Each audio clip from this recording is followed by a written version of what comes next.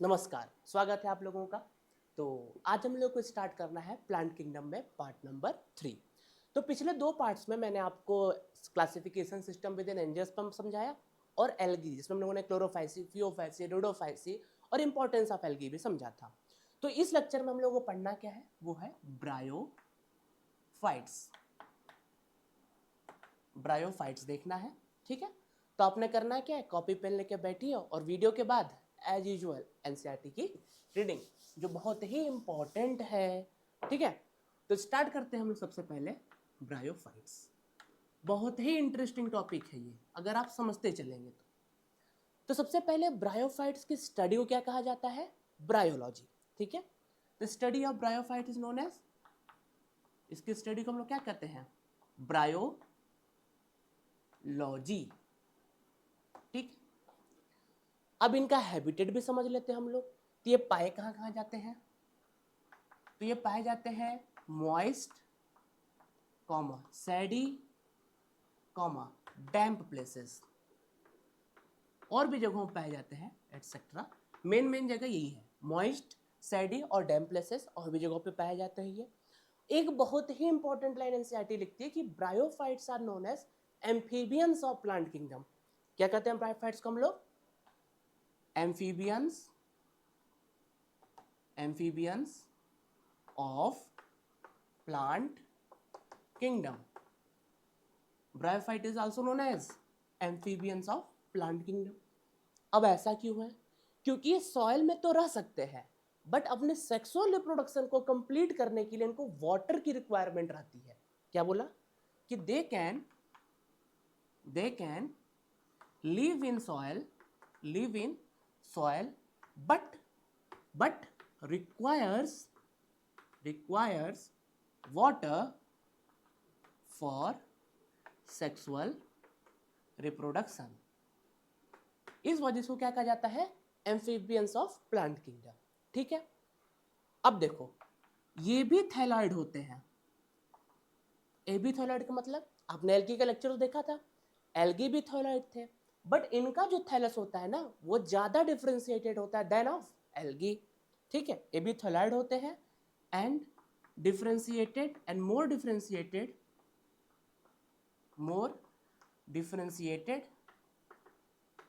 Then of algae. और सही बात है भाई, इवोल्यूशन होगा तभी ना आगे बढ़ेगा। एल्गी के बाद ब्रायोफाइट, टेरिडोफाइट, जिम्नोस्पर्म, एंजियोस्पर्म, तो कुछ ना कुछ तो इवोल्यूशन होता रहेगा। इसका जो थैलस रहता है वो डिफरेंशिएटेड रहता है एल्गी से, ज्यादा डिफरेंशिएट रहता है। अब थैलॉइड का मतलब क्या है, रूट लाइक, स्टेम लाइक और लीफ लाइक स्ट्रक्चर का प्रेजेंस होना। अगली बात, ये जो थैलस होते हैं ना, जो ब्रायोफाइट का थैलस होता है वो प्रोस्टेट भी हो सकते हैं और इरेक्ट भी हो सकते हैं, ठीक है। प्रोस्टेट हो सकता है और इरेक्ट हो सकते हैं। एक और कैरेक्टरिस्टिक्स है, इनके पास यूनिसेलुलर या और मल्टीसेलुलर राइजॉइड्स का भी प्रेजेंस देखने को मिलता है। इनके पास क्या होता है, राइजॉइड्स भी होते हैं जो यूनिसेलुलर भी हो सकते हैं और मल्टीसेलुलर भी हो सकते हैं, ठीक है। जो यूनिसेलुलर भी हो सकते हैं और मल्टीसेलुलर भी हो सकते हैं। ये तो हुआ इनका जनरल इंट्रोडक्शन। देख लीजिए, स्टडी को ब्रायोलॉजी कहते हैं, कहाँ पाए जाते हैं ये, एम्फीबियंस ऑफ प्लांट किंगडम कहा जाता है, थैलस कैसे है, राइजॉइड्स कैसे हैं इनके, ठीक है। अब समझते हैं इनके रिप्रोडक्शन को, लिख लिया। अब देखो इनके रिप्रोडक्शन, ये बहुत ही इंपॉर्टेंट है जो मैं अभी बताने जा रहा हूँ, ठीक है। क्योंकि ये कंफ्यूजिंग भी होता है बट है नहीं कंफ्यूजिंग, ठीक है, माना जाता है कंफ्यूजिंग है। तो सबसे पहले इनका जो मेन प्लांट बॉडी रहता है, एक्चुअली होता क्या है ना कि जो ब्रायोफाइट होते हैं या टेरिडोफाइट, आगे देखेंगे हम लोग कि इनका जो लाइफ साइकिल होता है उसमें बेसिकली 2 स्टेजेस आते हैं या 2 फेजेस आते हैं, गैमेटोफिटिक फेज और स्पोरोफिटिक फेज, ठीक है। जिनका जो मेन प्लांट बॉडी होता है ना वो होता है हेप्लॉइड। एक्चुअली मैं भूमिका बना रहा हूँ गैमेटोफाइट्स के लिए, ठीक है। हेप्लॉइड एंड प्रोड्यूस गैमिट्स, ठीक है। अब क्योंकि है हेप्लॉइड और प्रोड्यूस कर रहे गैमिट्स, तो क्या होगा इनका main plant body, gametophyte. Sporophyte तो स्पोर ना क्या प्रोड्यूस करेगा, तो क्या हो गया इनका मेन प्लांट बॉडी, गैमेटोफाइट। मतलब ये डोमिनेंट है लाइफ साइकिल में ब्रायोफाइट के, ठीक। अच्छा, अब जब हम लोग गैमेटोफाइट को कंटिन्यू रखते हैं आगे, देखो क्या है, तो ये गैमेट प्रोड्यूस करेगा। तो दो टाइप के हुए गैमेटोफाइट, एक मेल और एक फीमेल। तो मेल वाले को कहते हैं एंथ्रीडियम, क्या कहते हैं, एंथ्रीडियम। और फीमेल वाले कहते हैं आर्किगोनियम। इसे हम लोग मेल सेक्स ऑर्गन या फीमेल सेक्स ऑर्गन या मेल गैमेटोफाइट या फीमेल गैमेटोफाइट भी कह सकते हैं। अगली बात, ये जो आर्किगोनियम है ना, उसका सिर्फ फ्लास्क शेप लाइक स्ट्रक्चर होता है। कैसा होता है, फ्लास्क शेप्ड। ठीक, अच्छा, अगर ये गैमेटोफाइट हो तो क्या प्रोड्यूस करेंगे, स्पोर की गैमेट, गैमेट प्रोड्यूस करेंगे, सीधी बात है। तो ये क्या प्रोड्यूस किए, गैमेट प्रोड्यूस किए। इसका क्या नाम हो गया, एंथरजॉइड। और इनका क्या नाम हो गया, एग। अब कहानी सुनो और आगे देखो, ये जो एंथरजॉइड है ना, ये बाईफ्लैजिलेटेड है। कैसे है, बाईफ्लैजिलेटेड। और ये एग है वो है सिंगल। ठीक है, और अगर आप मेरा वीडियो पहले से देख रहे होगे तो आपको यहां तुरंत हिंट मिल गया होगा बाईफ्लैजिलेटेड का मतलब। इसका मतलब इनमें से कौन मोटाइल है, जिसके पास फ्लैजिला का प्रेजेंस है। किसके पास फ्लैजिला का प्रेजेंस है, एंथरजॉइड के पास। ये मूव करेगा, वाटर में स्विम करेगा और जाएगा आर्किगोनियम के नेक्स्ट साथ। ये दोनों फ्यूजन करेंगे, भाई गैमेट्स तो फ्यूज करेंगे ना, जाइगोट का फॉर्मेशन करेंगे। ठीक, अब क्या हुआ इनका, हुआ फ्यूजन। और फ्यूजन के बाद बना जाइगोट। क्या बना, जाइगोट। अब आप मेरे को बताओ, मैंने बोला ये जो मेन प्लांट बॉडी होता है वो हैप्लॉइड होता है। इसका मतलब गैमेटोफाइट का प्लॉइडी लेवल क्या है, एन है। तो ए भी एन हुआ और ये भी एन हुआ। ठीक, और गैमेट्स भी वैसे भी होंगे एन ही एन। और जब दोनों का फ्यूजन हुआ तो जाइगोट के प्लॉइडी लेवल क्या हो गया, 2n। बट कहानी तो ये है कि इनका मेन प्लांट बॉडी तो एन है ना, तो कभी ना कभी तो हम लोग को एन प्रोड्यूस भी कराना पड़ेगा। तो कभी मियोसिस भी की जरूरत पड़ेगी यहाँ पे। लेकिन होता क्या है, ठीक है, लिख लिए, कंटिन्यू रख रहे हैं ना, देखो इसी टॉपिक को। अब होता क्या है इसमें, ये जो जाइगोट होता है ये इमीडिएटली रिडक्शन डिवीजन नहीं करता, मतलब मियोसिस नहीं करता। करता क्या है, ये डेवलप कर जाता है स्पोरोफाइट में। किसमें डेवलप कर जाएगा, स्पोरोफाइट में। इसका भी प्लॉइडी लेवल 2n और स्पोरोफाइट का प्लॉइडी लेवल 2n होता है। अब कुछ सेल स्पोरोफाइट के, कुछ सेल्स स्पोरोफाइट के वो मियोटिक डिवीजन या रिडक्शन डिवीजन करेंगे और हैप्लॉइड स्पोर का फॉर्मेशन करेंगे। क्या बोला कि, समझ रहे हो ना, फ्लो में रहो लगातार, कि some cells of sporophyte undergoes reduction division। अच्छा, अब अगर रिडक्शन डिवीजन हुआ तो क्या बनाएगा, स्पोर का फॉर्मेशन हुआ। अजय मैं बोला रिडक्शन मतलब क्या हुआ, प्लॉइडी लेवल घटेगी। तो अब 2n से क्या बना, n बना। और हमारा गैमेटोफाइट भी कैसा है, n है। इसका मतलब ये किस में डेवलप कर जाएगा, गैमेटोफाइट में वापस। समझ गए, जो n हुआ, ये उसकी पूरी कहानी है। मतलब क्या था, गैमेटोफाइट था, एंथ्रीडियम आर्किगोनियम, वो दोनों डेवलप किया, एंथरजॉइड बनाया, एक बनाया एग, दोनों का फ्यूजन में हुआ जाइगोट। जाइगोट रिडक्शन डिवीजन तुरंत न करके स्पोरोफाइट में गया। स्पोरोफाइट में भी फूड सीटा कैप्सूल होता है, वो आगे बताऊंगा। फिर उसके बाद उसमें रिडक्शन डिवीजन और बना हैप्लॉइड स्पोर, और स्पोर फिर क्या बना दिया, गैमेटोफाइट का फॉर्मेशन किया। समझ में आया। अब अगला देखते हैं हम लोग, जल्दी जल्दी। तो हम लोग थोड़ा स्पोरोफाइट के बारे में थोड़ा सा इंट्रोडक्शन तो ले ही लेते हैं, वैसे बताई थी आपको। तो जो स्पोरोफाइट है ये फ्री लिविंग नहीं होते, नॉट फ्री लिविंग। अच्छा, फ्री लिविंग नहीं है, इसका मतलब क्या है, इसका मतलब ये है कि ये गैमेटोफाइट के ऊपर डिपेंडेंट रहते हैं अपने न्यूट्रिशन के लिए। Not free living, dependent on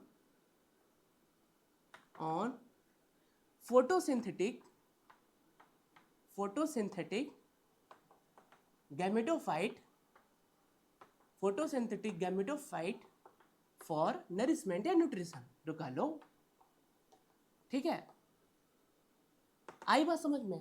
बात का सार क्या है कि ब्रायोफाइट्स में जो स्पोरोफाइट है उनका इंडिपेंडेंट एग्जिस्टेंस नहीं होता है, वो डिपेंडेंट रहते हैं किसके ऊपर, गैमेटोफाइट के ऊपर। और ब्रायोफाइट का जो मेन प्लांट बॉडी रहता है वो कैसा रहता है, हैप्लॉइड रहता है, जिसे हम लोग क्या कहते हैं, गैमेटोफाइट कहते हैं। ठीक, अब अगले पैराग्राफ में NCERT uses of importance of देती है ब्रायोफाइट, बट हम लोग सबसे पहले अब स्टार्ट करेंगे लीवरवर्ट्स और मॉसेस। तो एक्चुअली इसमें दो क्लासिफिकेशन है, लीवरवर्ट्स और मॉसेस, जो एनसीईआरटी में पढ़ना है, ठीक है। तो सबसे पहले हमारा क्या है, लीवर वर्ड्स, ठीक है। लीवर वर्ड्स या मॉसेस भी और भी हैं, बट दो ही पढ़ना हम लोगों को। तो सबसे पहले इनका जो डिस्ट्रीब्यूशन होता है वही मॉइस्ट, डैम्प और सैडी प्लेसेस में भी वही सेम है, पाए जाते हैं, मार्सिस एरियाज में भी देखने को मिलते हैं ये। इनका भी जो प्लांट बॉडी वो थैलाइड हुआ, और ये जो थैलस होते हैं ना, ये डॉर्सी वेंट्रल होते हैं, डॉर्सी वेंट्रल होते हैं, और सबस्ट्रेटम से क्लोजली अप्रेस्ड होते हैं। और इनके जो लीफी मेंबर्स होते हैं ना, उनके पास लीफ लाइक अपेंडेजेस होते हैं बिटवीन टू रोज, दो रोज के फॉर्म में होते हैं बिटवीन स्टेम लाइक स्ट्रक्चर। एक एनसीईआरटी में लाइन लिखता है ये कि लीफी मेंबर्स, भाई थैलाइड है तो leaf like, root like, stem like बनेगा, वही बात है। Leafy members have leaf like appendages, leaf like appendages in two rows between stem like structure, ठीक है, stem like structure। अब जब लीवर वर्ड्स और मॉसेस पढ़ेंगे ना, उसमें सबसे इंपॉर्टेंट जो है वो रिप्रोडक्शन ही है, ठीक है। तो हम लोग इसका पहले रिप्रोडक्शन स्टार्ट करते हैं। तो सबसे पहले आता है एसेक्सुअल रिप्रोडक्शन। तो एनसीईआरटी बोलते हैं कि इसमें जो एसेक्सुअल रिप्रोडक्शन होता है वो दो तरीके से होता है, फ्रेगमेंटेशन और गीमा के थ्रू। तो किसके थ्रू हुआ पहले, सबसे पहले हुआ फ्रेगमेंटेशन। अब ये फ्रेगमेंटेशन तो वेजिटेटिव रिप्रोडक्शन में भी आता है। एक्चुअली लीवर वर्ड्स में एसेक्सुअल रिप्रोडक्शन और वेजिटेटिव रिप्रोडक्शन को इक्वल इंपॉर्टेंस दिया गया है, ठीक है। तो फ्रेगमेंटेशन होता है और दूसरा होता है गीमा के थ्रू। अब ये तो नया टर्म है, ये गीमा क्या होता है।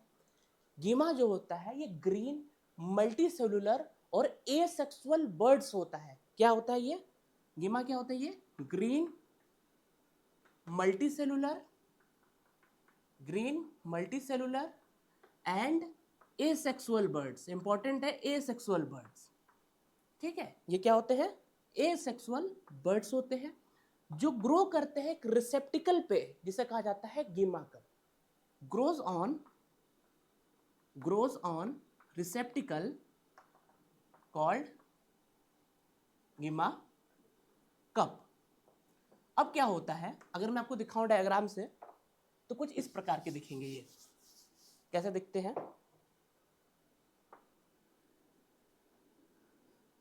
ऐसे कुछ होता है। फिर इसमें जो है आपको ये गीमा कप होता है और ये गीमा का अरेंजमेंट होता है, ठीक है। अब उसके बाद क्या इंपॉर्टेंट होता है, हो गया इंपॉर्टेंट ये होता है इसमें, अब ये जो गीमा होते हैं ना, ये डिटैच करेंगे गीमा कप से और नए इंडिविजुअल में फिर फॉर्म कर जाते हैं। तो हमें क्या इंपॉर्टेंट था कि फ्रेगमेंटेशन और गीमा इंपॉर्टेंट था बताना, जो एसेक्सुअल ग्रीन और मल्टीसेलुलर बर्ड्स होते हैं। अब इसमें सेक्सुअल रिप्रोडक्शन बहुत इंपॉर्टेंट है। देखिए बेसिक तो वही रहेगा, क्योंकि है तो भी ब्रायोफाइट ही, तो वही रहेगा एंथ्रीडियम, आर्किगोनियम, कहानियम, थर्जोइड, वह जाएगी, ठीक है। बट एक एनसीईआरटी बात लिखती है कि जो गैमेटोफाइट या मेल और फीमेल सेक्स ऑर्गन होते हैं, या तो वो एक सेम थैलाई पे ग्रो करेंगे या तो वो अलग अलग थैलाई पे ग्रो करेंगे। मोनोसिस या डायोसिस वाला कंडीशन होता है। क्या लिखता है कि सेक्स ऑर्गन कौन कौन से, मेल और फीमेल, ठीक है, कैन ग्रो ऑन सेम थैलाई और ऑन डिफरेंट थैलाई, ठीक है। या तो वो सेम थैलाई पे ग्रो करेंगे या तो वो अलग अलग थैलाई पे ग्रो करेंगे। सेम थैलाई वाला कंडीशन हम लोग क्या बोलते हैं, मोनोसियस। मोनो मतलब एक, और फिर दो अलग अलग क्या हुए, डायोसियस। ये 10 ने बताया होगा ना मोनोसियस और डायोसियस क्या होता है। ये हो गया मोनोसियस, ये हो गया डायोसियस, ठीक है। जैसे एग्जांपल इसमें इंपॉर्टेंट है जो एनसीईआरटी दी भी हुई है लीवर वर्ड्स में, वो है मार्केंसिया का। एग्जांपल दिया है ना एनसीईआरटी, मार्केंसिया, देखो। और मार्केंसिया का एक डायग्राम भी दिया हुआ है और एक डायग्राम में नया टर्म भी दिया हुआ है, तो भी समझ लेते हैं हम लोग जल्दी से, ठीक है। मार्केंसिया में हम लोग आगे बढ़ाते हैं, तो हम लोग लीवर वर्ड्स में ही चल रहे हैं, ठीक है। तो जब मार्केंसिया आप देखते हो तो उसमें कुछ इस प्रकार का स्ट्रक्चर दिया गया है, ठीक है। एक स्टॉक होता है और फ्लैजिलेटेड ये है, ठीक है। तो ये जो था एक था N3DO4, डायग्राम ज्यादा, ये वर्डिंग पे गौर करना, N3DO4, और उसी प्रकार से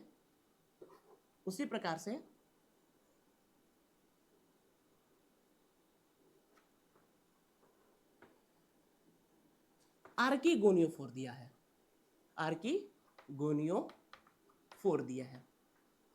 अब ये N3DO4 आर्किगोनियोफोर क्या है, इसकी कहानी क्या है, देखिए है कि जो सेक्सुअल रिप्रोडक्टिव स्ट्रक्चर्स होते हैं ना, वो एक स्टॉक पे अरेंज रहते हैं, जिसे हम लोग बोलते हैं गैमिटोफोर, जिसे हम लोग क्या बोलते हैं, गैमिटोफोर।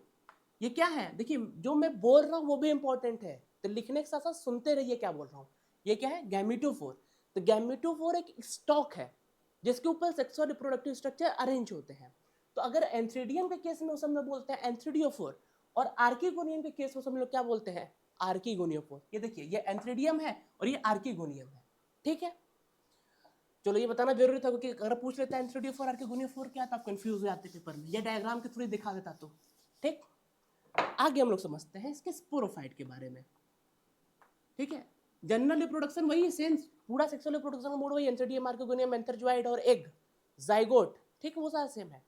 स्पोरोफाइट जो होता है वो डिफरेंशिएट कर जाता है फुट, सीटा और कैप्सूल में, फुट, सीटा और कैप्सूल में इनका स्पोरोफाइट डिफरेंशिएट कर जाता है।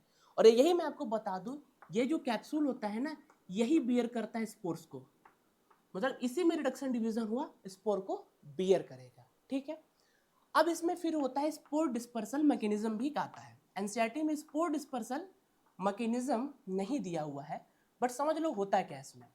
अगर मैं आपको बताऊं कैप्सूल, तो आउटलाइन में कुछ लिटिल बिट स्फेरिकल टाइप का दिखता है, ये इस प्रकार कुछ दिखता है ये, और उसमें जो होते हैं इलेटर्स, स्पोर टेट्राड और स्पोर का फॉर्मेशन होता है। एक नया टर्म दिखता है इलेटर्स, ठीक है। Spore dispersal mechanism in liverworts, खासा मार्केंसिया में, पूरे लीवर वर्ड्स में ही ये इलेटर्स का बड़ा इंपॉर्टेंस रोल होता है। ये क्या करता है, इलेटर्स जो रहता है ना, वो हाइग्रोस्कोपिक होता है। क्या रहता है ये, हाइग्रोस्कोपिक, मतलब ये काफी वाटर को एब्जॉर्ब कर लेता है।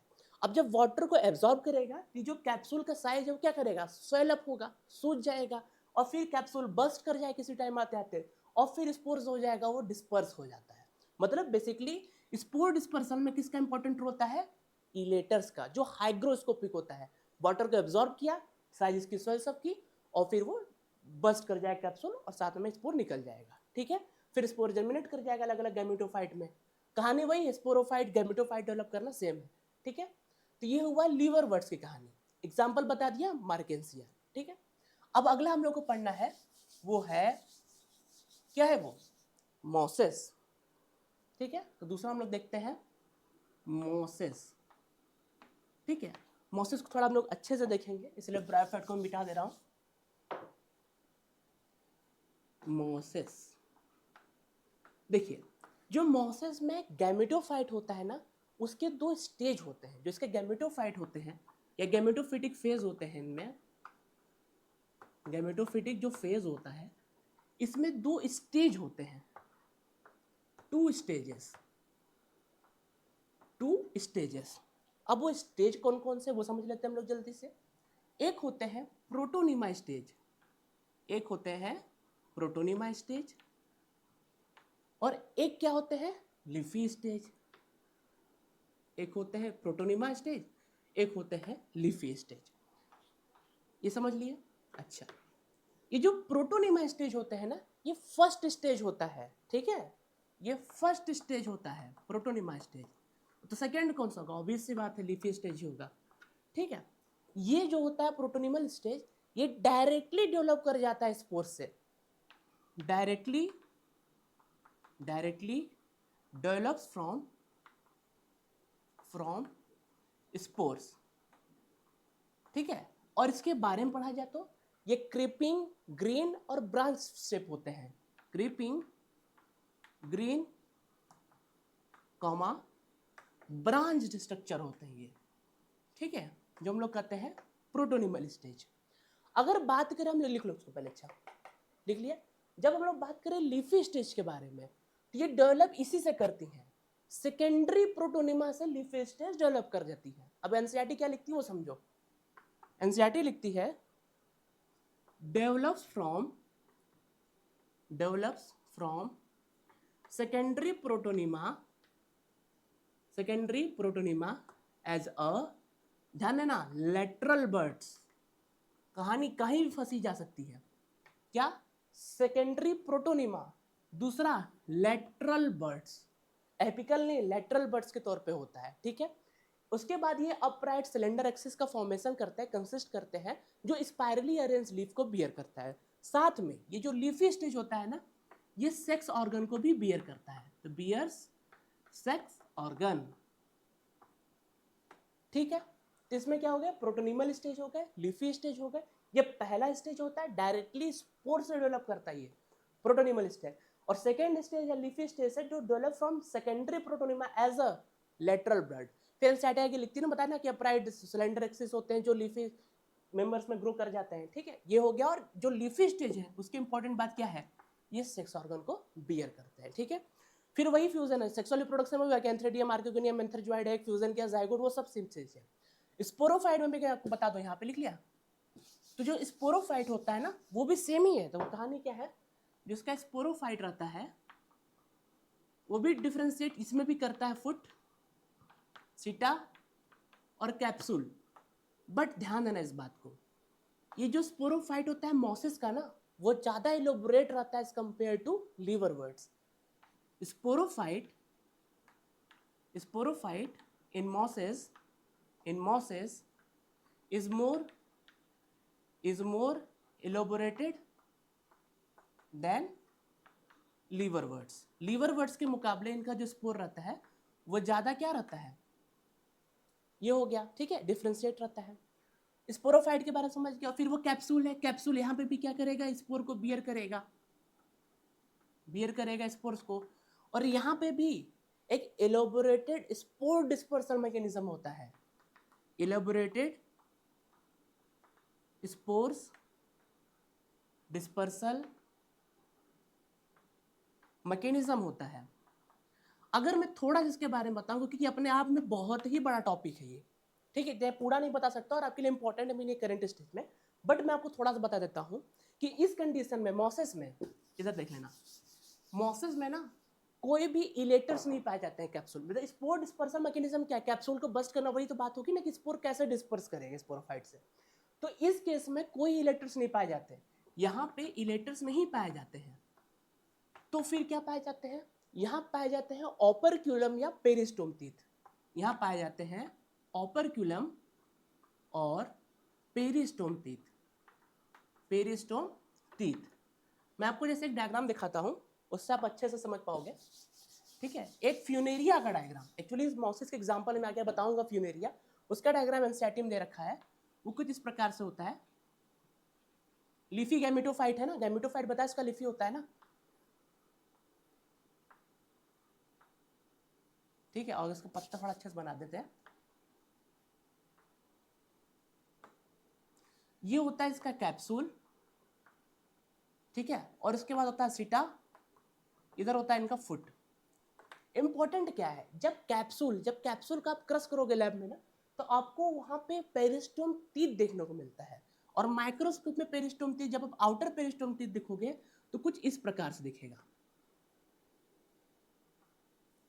ऐसे कुछ दिखता है वो पेरिस्टोम टीथ, ठीक है। ये इंपॉर्टेंट नहीं है आपके लिए, थोड़ा आउट ऑफ सिलेबस जा रहा हूं, बट ये जरूरी देख लो एक बार। ये होता है पेरिस्टोम टीथ, जो आपको इसमें दिखता है, कैप्सूल को क्रश करने पे आपको पेरिस्टोम टीथ का अपीयरेंस देखने को मिलता है। तो होता है कि यहाँ पे पेरिस्टोम टीथ होता है, जिसके थ्रू स्पोर डिस्पर्सल होता है, इलेटर्स के थ्रू नहीं होता है, ठीक है। अगली बात जो थोड़ा इसमें इंपॉर्टेंट है वो भी समझ लेते हैं हम लोग, कि यहाँ पे जो वेजिटेटिव रिप्रोडक्शन होता है ना मॉसेस के अंदर, यहाँ पे जो वेजिटेटिव रिप्रोडक्शन होता है वो कैसे कैसे होता है, तो वही फ्रेगमेंटेशन के थ्रू हो जाएगा, और उसके बाद होता है बडिंग इन सेकेंडरी प्रोटोनिमा, ठीक है। ये सारा खेल होता है इसके अंदर। लेकिन एक चीज तो बच गया, वो क्या है, एग्जाम्पल। एग्जाम्पल में एक होते हैं इसमें पॉलीट्राइकम, स्पैग्नम और फ्यूनेरिया। फ्यूनेरिया की बताई हुई। अब इसको आप याद कैसे रखोगे, छोटी सी ट्रिक है। जैसे होता है ना बीएसएफ के जवान, वैसे तो हम लोग पढ़ते हैं पीएसएफ, इंस्टेड ऑफ बीएसएफ हम लोग पढ़ेंगे पीएसएफ, पॉलीट्राइकम, स्पैग्नम और फ्यूनेरिया। ठीक है। अब जो हमारा लास्ट टॉपिक है वो है इंपॉर्टेंस ऑफ ब्रायोफाइट्स। लिख लिया? चलो अगला हमारा लास्ट है वो है इंपॉर्टेंस ऑफ ब्रायोफाइट्स। बेसिकली पूरे ब्रायोफाइट के इंपॉर्टेंस में ना इन्होंने मॉसेस के इंपॉर्टेंस को पूरा लिख डाला है। ठीक है, तो हम लोग मॉसेस का इंपॉर्टेंस देखेंगे। तो सबसे पहले इसमें लिखता है जो मॉसेस होते हैं ना वो हर्बेसियस एनिमल्स को फूड के सोर्स पे यूज किए जा सकते हैं। ठीक है, तो provide food for herbaceous animals, herbaceous plant कर सकते हो, मैमल्स, एनिमल्स कुछ भी। ठीक है, प्रोवाइड फूड, कौन, मॉसेस है। लेकिन सबसे इंपॉर्टेंट जो है ना वो एक स्पेसीज होता है स्पैग्नम का। अभी स्पैग्नम बताएगा ना, तो स्पैग्नम की एक स्पेसीज होती है, मतलब कई सारी होती हैं स्पेसीज ऑफ स्पैग्नम, वो पीट बनाती हैं, पीट। और ये जो पीट होता है ना वो फ्यूल की तरह भी यूज होता है, फ्यूल की तरह भी यूज होता है, और पैकिंग की यूज होता है, पैकिंग। ठीक है, as a transhipment, packing in a transhipment of living organism या लिविंग मैटर। तो लिविंग मैटर के ट्रांसशिपमेंट में पैकिंग मटेरियल की तरह यूज किया जाता है पिट का। ठीक है, क्यों? क्योंकि ये हाइड्रोकोलाइट्स होते हैं, इनके अंदर वाटर होल्डिंग कैपेसिटी होती है। इनके अंदर क्या होती है? वाटर होल्डिंग कैपेसिटी होती है। ठीक है, इस वजह से ये ट्रांसशिपमेंट मटेरियल में पैकिंग की तरह यूज किए जाते हैं ताकि लिविंग मटेरियल में पानी ना घुस सके, सारा वाटर एब्जॉर्ब कर ले। ठीक है, उसके बाद ये वाला पॉइंट सबसे इंपॉर्टेंट था, बाकी पॉइंट है बट वो लेस इंपॉर्टेंट थोड़े। जैसे ये जो होते हैं ना mosses along with lichen, lichen बताओ क्या था? mosses along with lichen are first to colonize rock। Rock जो बेयर रॉक थे इसको सबसे पहले कॉलोनाइज जो है वो लाइकेन के साथ ब्रायोफाइट मॉसेस थे। ये सक्सेशन है, बहुत ज्यादा इंपॉर्टेंट रोल होता है इनका। अब ये सक्सेशन क्या होता है, कॉलोनाइज रॉक का मतलब क्या होता है, वो हम लोग इकोलॉजी में समझेंगे। ठीक है, क्लास 12 में। ठीक है, बस इतना इंपॉर्टेंट था। उसके बाद ये रॉक को डिकम्पोज करते हैं, तो मॉसेस या कह सकते हो दे डिकम्पोज रॉक। ठीक है, ये रॉक को डिकम्पोज करते हैं ताकि जो होता है सबस्ट्रेटम के लिए सुटेबल एनवायरनमेंट प्रोवाइड कर लेते हैं ताकि हायर प्लांट फिर ग्रो कर सके। ठीक है, उसके बाद ये जो होते हैं ये रेन वाटर जैसे मॉसेस जो होते हैं ना वो क्या करते हैं, मेट का फॉर्मेशन कर लेते हैं सॉइल के ऊपर ताकि जो इम्पैक्ट ऑफ फॉलिंग रेन हो ना उसे कम किया जा सके और सॉइल इरोजन से बचा जा सके। ठीक है, दे फॉर्म मिटा दे रहा हूं आपको ताकि कंफ्यूजन हो। They form dense mat over soil। ठीक है, सो impact of falling rains get reduced। ठीक है, और soil erosion prevented, soil erosion can be prevented। ठीक है, ये था कुछ पॉइंट्स इंपॉर्टेंस ऑफ किसके ऊपर, ब्रायोफाइट के ऊपर। ठीक है, अब लेकिन इतना आसानी थोड़ी छोड़ दूंगा। ठीक है, लिख लिया ना? अब थोड़ा सा हम लोग समरी देख लेते हैं ब्रायोफाइट्स का। ठीक है, ब्रायोफाइट्स का थोड़ा सा हम लोग समरी देख लेते हैं। तो समरी हमने क्या बताया था कि ब्रायोफाइट जो होते हैं वो थैलाइड होते हैं, थैलस इनके प्रोस्टेट और इरेक्ट होते हैं। ये एम्फीबियंस ऑफ प्लांट किंगडम में है, वजह बताया क्यों। रिप्रोडक्शन बताया, इनका मेन प्लांट बॉडी क्या होता है, गैमेटोफाइट होता है। क्या बताया था मैंने, इनका मेन प्लांट बॉडी क्या होता है, गैमेटोफाइट होता है। अब गैमेटोफाइट है तो दो टाइप के होंगे, एंथ्रीडियम और आर्किगोनियम। एंथ्रीडियम और आर्किगोनियम। एंथ्रीडियम जो होगा वो प्रोड्यूस करेगा एंथरजॉइड, ये प्रोड्यूस करेंगे एग, दोनों फ्यूज करके बनाएंगे जाइगोट।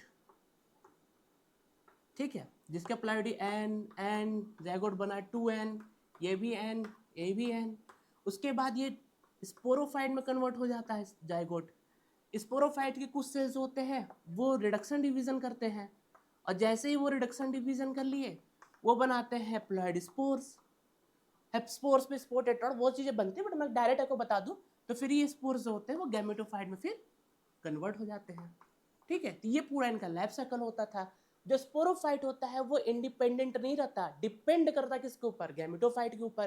फिर इसका हम लोगों ने दो इंपॉर्टेंट देख लिया, लीवर वर्ड्स देख लिया और मोसेस देख लिया, और उसमें सबसे इंपॉर्टेंट उसका एग्जाम्पल उसका रिप्रोडक्शन था। ठीक है, मिलते हैं हम लोग अगले लेक्चर में। जो हमारा अगला लेक्चर है वो है टेरिडोफाइट। ठीक है, थैंक यू।